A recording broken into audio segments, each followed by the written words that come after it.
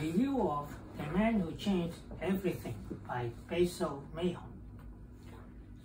The author was right that among the populace, few would appreciate what the title The Man Who Changed Everything meant. The author spelled out this succinctly in the first paragraph of the last chapter, which began with the sentence, quote, "The influence of James Clerk Maxwell runs all through our daily lives," end of quote. For any adult who has no clue what this sentence implies, he or she has to know that there is something sorely lacking in his or her education. Even for folks familiar with Maxwell's contribution to electromagnetic theory, the author was of the opinion that few knew of Maxwell's monumental contributions in other areas of science in general and physics in particular, as well as his family life and career. As someone who makes a living on Maxwell's equations and to a minor extent on the Maxwell-Boltzmann velocity distribution in gas molecules, I heartily agree. I'm glad that I read this book, which fills the gaps in my knowledge in these areas. The book makes me aware that Maxwell made substantial contributions in many areas of physics and engineering. Among them, the theory of color and the rules of mixing them, the kinetic theory of gases, negative feedback concept in control systems, proved that the rings of Saturn were made of numerous small particles, for which he won the Adams Prize. Introducing statistics in the analysis of physical problems, invention of thought experiment through Maxwell's demon. He emphasized the importance of real experiments. It is not well known that Maxwell was both a theoretician with remarkable mathematical abilities and a tireless experimenter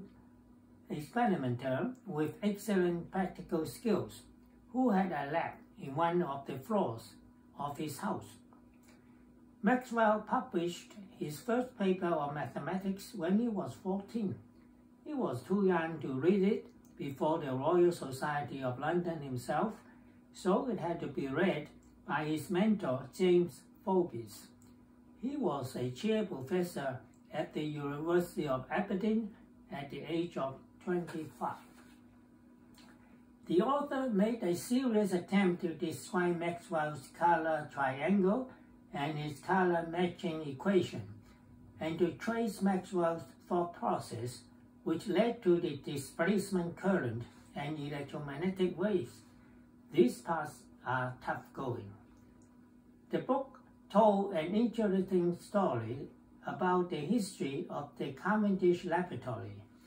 William Cavendish, the Duke of Devonshire, donated funds for the construction of the laboratory, and Maxwell was asked to oversee the establishment and served as the first head.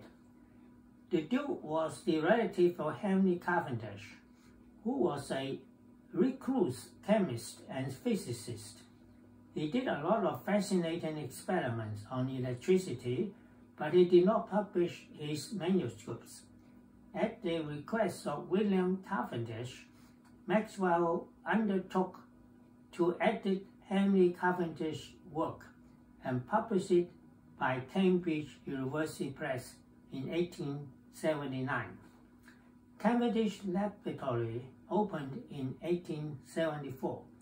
As of 2019, 30 Cavendish researchers have won 30 Nobel Prizes.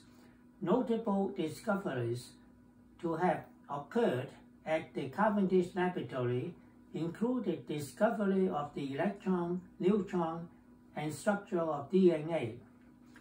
It was a mystery that Maxwell was much honored in other countries than in his own country. An episode illustrated this point. In 1960, the Royal Society of London held its tricentenary celebration. The Queen attended. In her speech, she praised a number of famous former fellows, presumably listed for her by the Society. Inexplicably, Maxwell was not among them.